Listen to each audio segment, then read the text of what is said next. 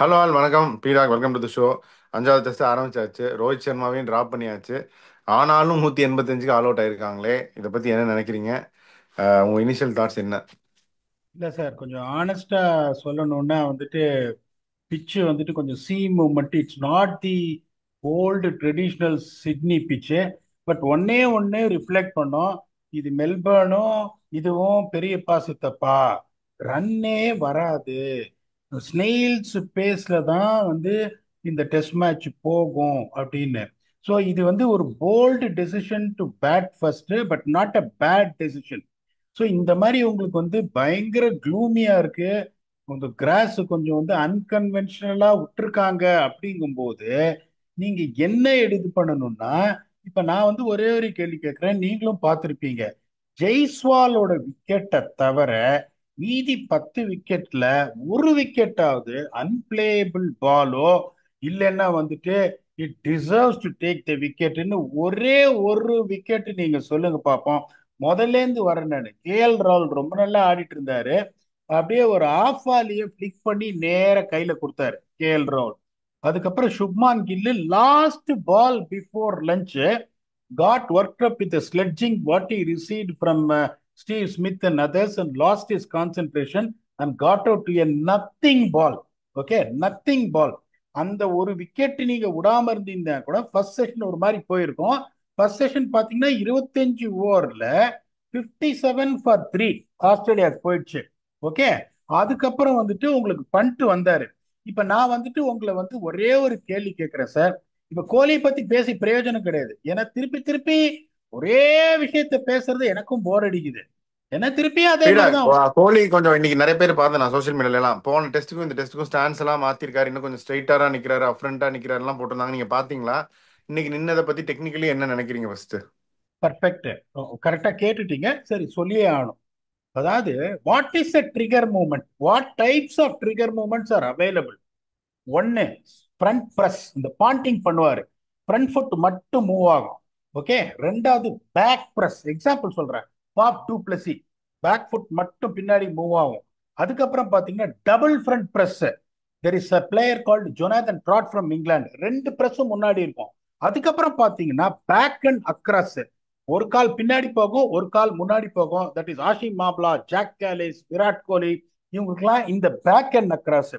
இந்த double trigger இருக்கும்போது ரெண்டு விஷயம் இருக்கு உங்களுக்கு. ஒன்னு, டைமிங் ஆஃப் ட்ரிகர். ஓகே, ரெண்டு காலையும் நீங்க நகர்த்தணுங்கும் போது இன்னொன்னு தெரிஞ்சுக்கோங்க. ரெண்டு காலையும் நகர்த்திட்டு then you take a crouch position. Your shoulder will drop to see the pitch of the ball. That is called neutral position. Okay, நீங்க நகர்ந்துட்டே இருக்கும் போது பால் அதுவும் இப்படி அப்ரைட்டா பார்க்க முடியாது. எப்படி பார்ப்பீங்க பால? You just dip your shoulder down and see the pitch of the ball. Okay, இந்த டபுள் பிரஸ் இருக்கும்போது எப்போ நீங்க ஃபர்ஸ்ட் ட்ரிகர் மூமெண்ட்டை ஸ்டார்ட் பண்றீங்க அப்படின்றது ரொம்ப important to get to the neutral position. இப்ப நீங்க சொன்ன மாதிரி ரொம்ப கரெக்ட். அதாவது ரொம்ப ஓப்பன் அப்பா இருக்காரு. அதை தான் ஆர்டிகல் 2021 எழுதினேன். இப்ப நேரா நிக்கிறாரு. இப்ப என்ன ஒரு தப்பு பண்றாருன்னா, இப்ப ரொம்ப ஏர்லியரா என்ன பண்றாரு, பேக் ஃபுட்டை மூவ் பண்றாரு. நீங்க பேக் அண்ட் அக்ராஸ் ஸ்பீக்கர் இருக்குன்னா எப்ப பேக் ஃபுட்டை மூவ் பண்ணணும்னா போலர் ஜம்ப்ல இருக்கும்போது மூவ் பண்ணும். இப்போ இவர் என்ன பண்றாரு, ஒரு மூமெண்ட் வருது கரெக்டா, ரெண்டாவது moment okay, not that bad. சீக்கிரம் மூவ் ஆறதுனால என்ன ஆகுது, தேர்ட் ட்ரிகர் மூமெண்ட் வருது அவருக்கு திருப்பியும். தேர்ட் ட்ரிகர் மூமெண்ட் இன்னும் க்ளோசர் அவுட் சைட் ஆஃப் ஸ்டம்புக்கு வர்றதுனால எல்லா பாலையும் போய் போய் ரீச் பண்றாரு. அதனாலதான் அவரால் பாலை விட முடியல. ஒன்னே ஒண்ணு சொல்றேன் பாருங்க, இதுதான் ஒரு ப்ராப்ளம் அப்படின்னா அதை சால்வ் பண்றது அவ்வளவு ஈஸி கிடையாது. ஒரு சரக்கு இருக்கிறவன் அங்க போயிட்டு உக்காந்துன்னு அவர் செஷன் பை செஷன் இது பண்ணி அந்த பர்டிகுலரா அங்க பாலை போட்டு செஷன் பை செஷன் வீடியோ எடுத்து என்ன டைமிங்ல ட்ரிகர் ஸ்டார்ட் பண்றாரு, என்ன டைம்ல முடிக்கிறாருன்றது ரொம்ப இம்பார்ட்டன்ட். இன்னைக்கும் பாத்தீங்கன்னா விட வேண்டிய பாலை தான் கம்பல்சரியா போய் ரீச் பண்ணி நிறைய இப்பயும் பாத்தீங்கன்னா இந்த அவுட் சைட் ஆஸ்டம் விரட்டுறாரு. அந்த எப்ப நீங்க அவுட் சைட் ஆஸ்டம் விரட்டாம இருக்கீங்களோ அப்பதான் ஆட முடியும். இன்னைக்கு பல்ல கடிச்சு நான் அவ்வளவு பால் 69 பால் ஆடினாரு. 69 balls of sheer rigidness, sheer resilience. ஏன் ரன் வரல? The technical flaw is still pushing his body sideways, towards the offside, and he's still reaching for the ball, which he could have left alone. முதல் பாலே என்னாச்சு? முதல் பாலே நிக்க. இப்ப எல்லாரும் என்ன சொல்றாங்க, இப்ப அவர் வந்து 69 பால் ஆடிட்டாரு. ஸ்டார் ஸ்போர்ட்ஸ்ல வந்துட்டு ஒரு ஸ்பிளிட் ஸ்கிரீன் காமிச்சோன்னே பழைய மாதிரி ஆயிடுச்சா, பழைய மாதிரி ஆயிடுச்சா? ஏன் நீங்க அதை காமிக்கிறீங்க? அந்த ஃபர்ஸ்ட் பால் கேட்ச் மட்டும் அவுட் ஆயிருந்தாருன்னு வச்சுக்கோங்க. Are you going to show that? You are not going to show that. So அப்படின்னா இவர் எப்படி இது பண்ணணும்? கம்ப்ளீட்டா வந்து இந்த சீரீஸ் முடிச்ச உடனே ஒரு விஷயம் தெரிஞ்ச ஆளோட உட்காந்துன்னு ஒரு தனியான ஒரு இடத்துக்கு போயிட்டு போலர்ஸை செட் பண்ணி ஒரு 7 நாள் செஷன் எடுத்து வீடியோ அனாலிசிஸ் பண்ணி கொண்டு வரணும். அப்பதான் வருமே ஒழிய, if you really think that it is going to come in 2 or 3 days adjustment, particularly Melbourne test மேட்சுக்கு அடுத்த நாள் வந்துட்டு தே டிராவல்டு பேக். அதுக்கப்புறம் ஒரு நாள் இந்த பிரைம் மினிஸ்டரோட மீட்டிங்கு, நியூ இயர் டே இன்னைக்கு அவங்க பிராக்டிஸ் பண்ணல. ஒரே ஒரு நாள்ல பிராக்டிஸ் பண்ணிட்டு இங்க சேஞ்ச் பண்றக்கூடிய விஷயம் கிடையாது இது. That is a humble point I'm talking about. திருப்பியும் பாத்தீங்கன்னா got you to a ball which you should have definitely left alone. அதுக்கப்புறம் நிறைய பேர் பண்ட்டை பத்தி பேசுறாங்க சார். இப்ப நான் வந்து ஒரு கேள்வி கேட்கணும்னு ஆசைப்படுறேன். நீங்க உங்களோட அம்பிள் ஒப்பீனியனை சொல்லணும். இப்ப பண்ட் வந்து அடிக்க கூடாது, காஷியஸ் அப்ரோச் எடுக்கணும், கொஞ்சம் கூட irresponsible-ஆ ஆடுறாரு பண்ட் அப்படின்னு சொல்றாரு. இப்ப நான் வந்து ஒரு ட்வீட் போட்டேன். அதாவது Quinton de Kock almost similar player to Pant தானே உங்களை பொறுத்த வரைக்கும்? இல்ல you have any difference in opinion Quinton de Kock? So இப்ப அவர் வந்துட்டு அவர் ஆடின எல்லா டெஸ்ட் மேட்சையும் நான் பார்த்திருக்கேன். 54 டெஸ்ட் மேட்ச்ல 3300 ரன், 70.9 ஸ்ட்ரைக் ரேட்டு, 38.8 தான் ஆவரேஜ். ஓகே, 40 மேல ஆவரேஜ் இருந்தாதான் நீ வாவ் அப்படின்னு. 38னா ஓகே, ரீசனபிளி குட் பிளேயர், அவ்வளவுதான். ஒரு தடவை கூட அவர்கிட்ட போயிட்டு நாங்க யாருமே அவர் போயிட்டு நீ வந்து அவசரப்படாத, வந்து பொறுமையாடு அப்படின்னு சொன்னதே கிடையாது. We allowed him to play the way he wanted. Many a times he have also done the same thing what Pant has done. நிறைய தடவை பாத்தீங்க 116 for 5 இருக்கும். அப்ப போற அப்படியே ஒரு ஸ்லாஷ் பண்ணி நேர பாயிண்ட் கையில கொடுத்துட்டு வந்துனே இருப்பாரு. But not even a single time we went and told you come on. இப்ப சொல்ல பாருங்க, கேபிஐ 100 பால் ஆடு, அது பண்ட் வீரேந்திர சேவாக்லாம் சொல்லக்கூடாது. நீங்க பண்ட்டுக்கு என்ன போய் சொல்லணும்? உங்களோட டெசிஷன் மேக்கிங், நீ உங்க டெசிஷன் மேக்கிங் எப்படி இது பண்ணும்? இப்ப ஒரு அவரும் பாத்தீங்கன்னா என்ன பண்றாரு, கொஞ்சம் ஷார்ட் ஆஃப் லென்த் அவுட் சைட் அவசரப்பட டமால் புல் அடிக்க போறாரு. அந்த பொசிஷன் கரெக்டா இருக்கா? ஒருவேளை அது ஆஃப் சைட்ல உங்களுக்கு கவர்ஸ் மேல இல்லைன்னா மிட் ஆஃப் மேல அடிக்கணுமா? அதைத்தான் நீங்க சொல்லணுமே ஒழிய, அந்த மாதிரி ஒரு பிளேயர் போய் டிஃபென்ஸ் ஆடுனா கையில அடி வாங்குறாரு, நெஞ்சில அடி வாங்குறாரு, தலையில அடி வாங்குறாரு. It is looking pathetic to see. அவருக்கு என்ன அட்வைஸ் பண்ணுவோம்? டெசிஷன் மேக்கிங்க கரெக்ட் பண்ணு, ஒரு நேச்சுரல் இன்ஸ்டிங்ஸை கட் பண்ணாத அப்படின்னு. பழைய பண்ட் மாதிரி அவர் ஆடினார்னா 2 மேட்ச் ஃபெயில் ஆகலாம், 3வது மேட்ச் 70 பால் ஆடினா 54 வந்துருவாரு. Can take that 54 to 100. the team can benefit. there is no point in telling punt to bat like this. அதுக்கப்புறம் பாத்தீங்கன்னா நிதிஷ் ரெட்டிக்கு எங்கேயோ போற பால் அப்படியே போயிட்டு ஒரு ஆக்வர்டு பொசிஷனுக்கு போய் நச்சுன்னு பேக் ஃபுட்ல போய் நிக் பண்ணாரு. ஜடேஜா பாத்தீங்கன்னா என்னை பொறுத்த வரைக்கும் இட்ஸ் நாட் அ யார். நீங்க அன்மியூட் பண்ணிட்டு பேசுங்க. முன்னாடி மூவ் பண்ணாருல நிதிஷ் ரெட்டி, கொஞ்சம் முன்னாடி நடந்து வந்து வேற அந்த மாதிரி பண்ணாரு அவர். அததான் நான் ஒவ்வொன்னா சொல்லிட்டு வரேன். இப்ப pitch is difficult to bat, we made it more டிஃபிகல்ட்ன்றேன். ஜடேஜா பாத்தீங்கன்னா நல்லா செட் பண்ணாங்க, அவுட் சைட் ஆஸ்டம் போட்டு ஒரு half volley. It is not a yorker, it is not a good length. அது அக்ராஸ் ஆட போய் அவுட் ஆனாரு. வாஷிங்டன் சுந்தர் திருப்பியும் அந்த விக்கெட் கோஸ் டு ஸ்டிக்கோமீட்டர். இதை பத்தி நான் பேசி பிரயோஜனமே இல்லைங்க. பார், என்னோட பாயிண்ட் ஒன்னே ஒன்றுதான். What I feel, it might be right or wrong, I don't know. If you use the technology completely. If you see the discretion of the umpire is better, just scrap the technology and use umpire's decision to see the replays and give a decision. So nothing you can comment on Washington Sundar. Prasidh Krishna அந்த சிச்சுவேஷன்ல right, okay, let us try and get some run. சுத்தி out ஆனாரு. ஜஸ்பிரீத் பும்ராவும் அப்படி out ஆனாரு. இந்த ஒரு விக்கெட்டை தவிர எந்த விக்கெட்டுமே பாத்தீங்கன்னா nothing looks threatening. அதுக்கப்புறம் பாருங்க இந்த ஸ்காட் போலாண்ட், இப்போ Stark 3 wicket, Cummins 2 wicket. Poland பாருங்க, இப்ப நம்ம சொன்னது என்ன, சல்லி ரன் கொடுக்க மாட்டாரு. 20 ஓவர்ல 31 ரன், 4 விக்கெட். அந்த சப்போர்ட் பாருங்க. அப்புறம் பியூ வெப்ஸ்டர் அண்ட் டெபு 13 ஓவர்ல 29. அந்த சப்போர்ட்டை ஜஸ்பிரீத் பும்ராக்கு நீங்க பண்ணணும். செகண்ட் செஷன் பாருங்க, திருப்பி 25 ஓவர்ல 50 for 1. just because it went in a snail's pace. Someone like Punt, if you see that is curbing his natural instincts and blocking, அந்த செஷனும் ஆஸ்திரேலியா போச்சு. 3வது session on a canter they lost wickets like anything. 77 for 6 in 22.2 overs. ஒரே ஒரு hope என்னன்னா, the way Bumrah came back and gave a breakthrough on the last ball, 185. நான் திருப்பி சொல்றேன், there was a lot of struggle between bat and ball. Batting is not going to be easy.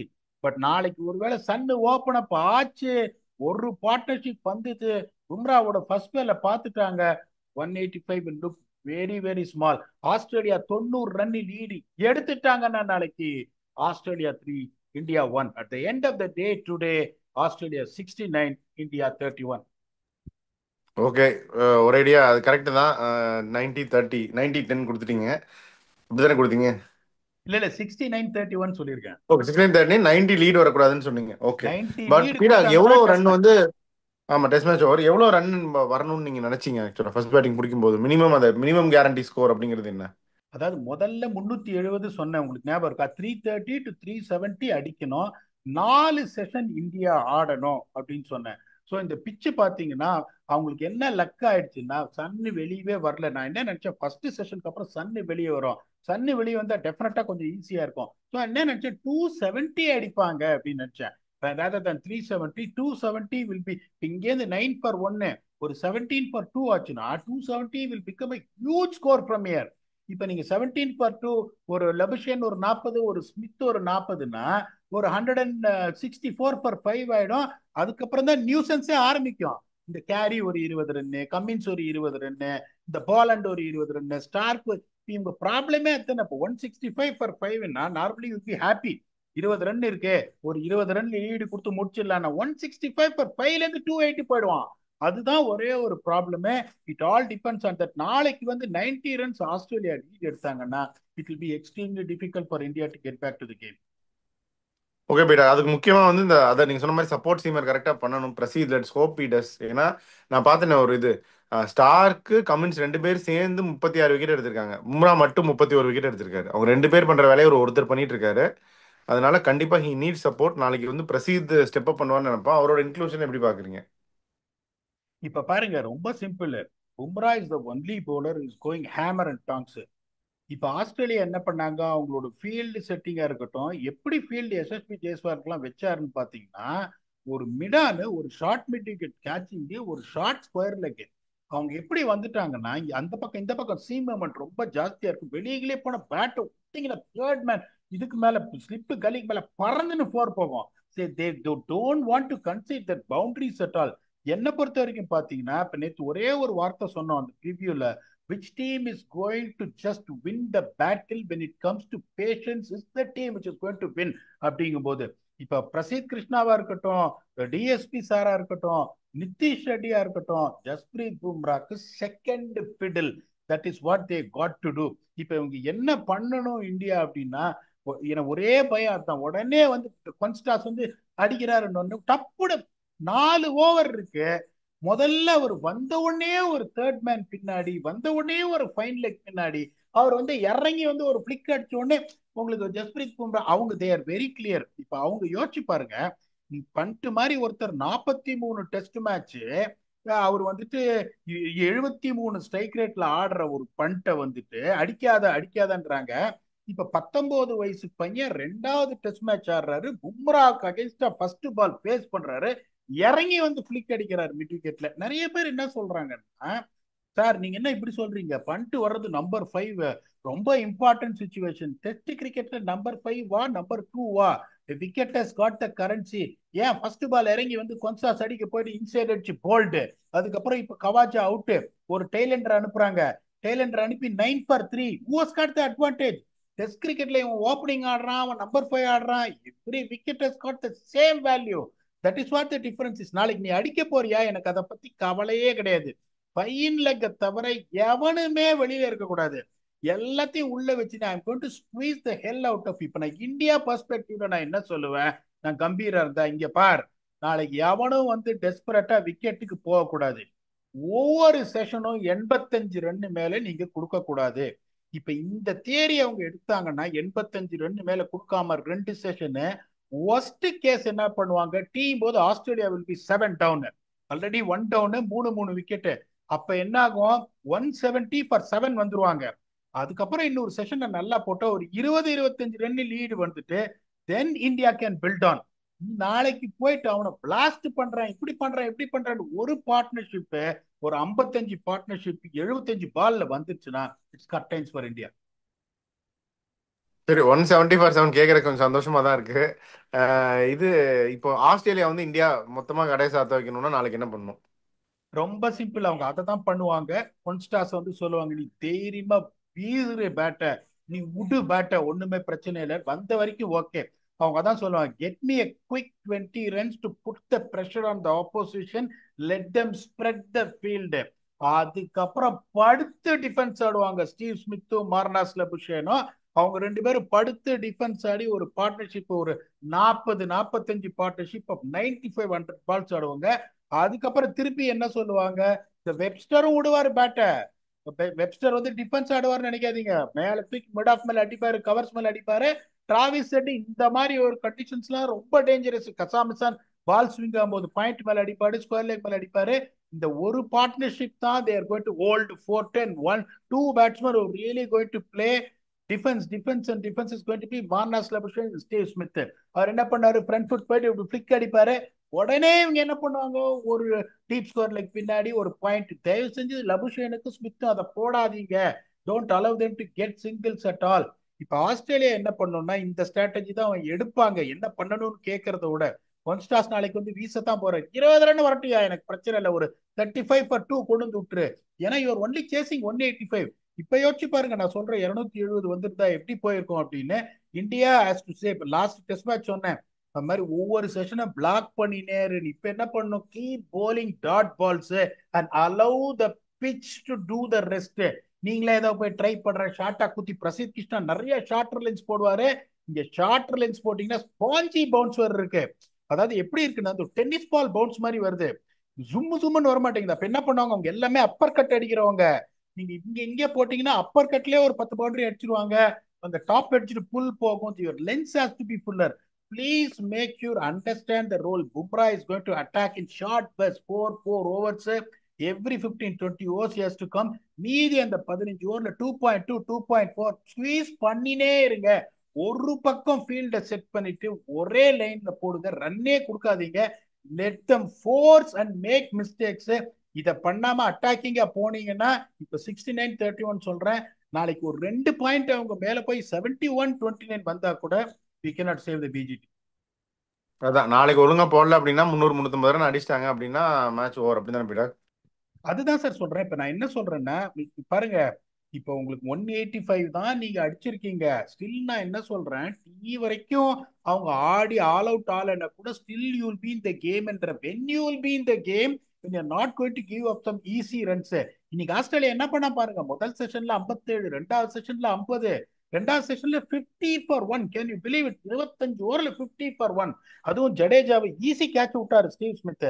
அதுக்கப்புறம் எந்த ரிஸ்க்குமே எடுக்கல, கரெக்டா ஃபீல்டுக்கு போட்டுனே இருந்தாங்க. and that is what exactly India has got to do, and allow the pitch to do the damage. அதுக்கப்புறம் play with their patience. இன்னொன்னு என்ன பண்ணு, இன்னொன்னு நான் சொல்றேன், ஸ்மித்தே என்ன பண்ணுவாரு, எல்லாரையும் நீங்க உள்ள வச்சீங்கன்னா திடீர்னு இறங்கி வந்து மிட் ஆஃப் மேல கவர்ஸ் மேல அடிக்க போவாரு. அவங்களோட ஆட்டிடியூட் எப்படின்னா, ஒரு 7 ஓவர் ஸ்பீஸ் பண்ணீங்கன்னா 8வது over they will try and do something silly. Please force them to do that rather than trying something. அதை தான் சொல்றேன். அதை பண்ணாம எக்ஸைட் ஆகி ஒரு செஷன்ல நீங்க 100 ரன் கொடுத்தீங்கன்னா டெஸ்ட் மேட்ச் ஓவர். அதையும் இப்பயே சொல்லிடுறேன். ஓகே, என்ன ஆக போகுது நாளைக்கு தெரிஞ்சுன்னு பீடா. அப்படியே உங்க ஃபைனல் தாட்ஸையும் சொல்லிருங்க. இல்ல, என்னை பொறுத்த வரைக்கும் நான் தான் சொல்றேன், people have been very critical in saying that India got bowled out for 185. It is definitely not the traditional Sydney pitch. But அந்த சேலஞ்சை தான் நீங்க எடுத்து ஆஸ்திரேலியால போய் ஆஸ்திரேலியால ஜெயிக்கணும்னா 270 எப்படி அடிக்கிறது? உடனே ஒரு பேக்கப் பிளான். பிச்சை பாக்குறீங்க கணப்பன அலையுது ஒரு 20 நிமிஷத்துலன்னா உடனே பேக்கப் பிளானுக்கு வந்துடணும். பேக்கப் பிளான்றது என்ன இந்த மாதிரி ஒரு சுச்சுவேஷன்ல? I don't want to get closer to the off stump at all. உடனே தெரிஞ்சுக்கோங்க, வாண்டரஸ்ல வந்து பால் குயிக்கா போகும் ஆஃப் த விக்கெட். இங்க பால் வந்து ஸ்பான்சியா பவுன்ஸ் ஆகுது. அப்ப நான் என்ன பண்ணுவேன், try and stay in the leg stump, middle stump, and I don't get closer to the ball and keep on leaving the ball and make them bowl fuller runs to me or shorter runs to me. எந்த சிச்சுவேஷனுக்கு எப்படி adapt பண்றது by seeing how the game is going on is important. நான் தான் stats கொடுத்தேன் உங்களுக்கு, இந்த மாதிரி சிட்னில இருந்து ஹை ஸ்கோரிங் இதுன்னு. அதை பிரேக் பண்ற மாதிரி ஒரு பிச்சு கொடுத்துருக்காங்க. And also the weather is supporting them. So India bat பண்ணது தப்பு அப்படின்னு சொன்னா இந்த ஷோவே வந்து எல்லாரையும் குறை சொல்றதுக்கான show. That is not the case. What India did was not bad at all, but they gifted away their wickets where definitely 270 can be scored. Whatever damage is done is done. நாளைக்கு they should not give a lead more than 30 runs. The worst tickets should get Australia bowled out to 215. 90 run lead வந்ததுன்னா tomorrow I'm going to give the verdict Australia 3, India 1. Hopefully it doesn't happen. Life is all about hope. We will come back tomorrow and do the review for the fifth and final test, the ongoing test in Sydney with your very own Octopus. Until we come back and entertain you for that entertainment episode, thanks a lot and bye bye.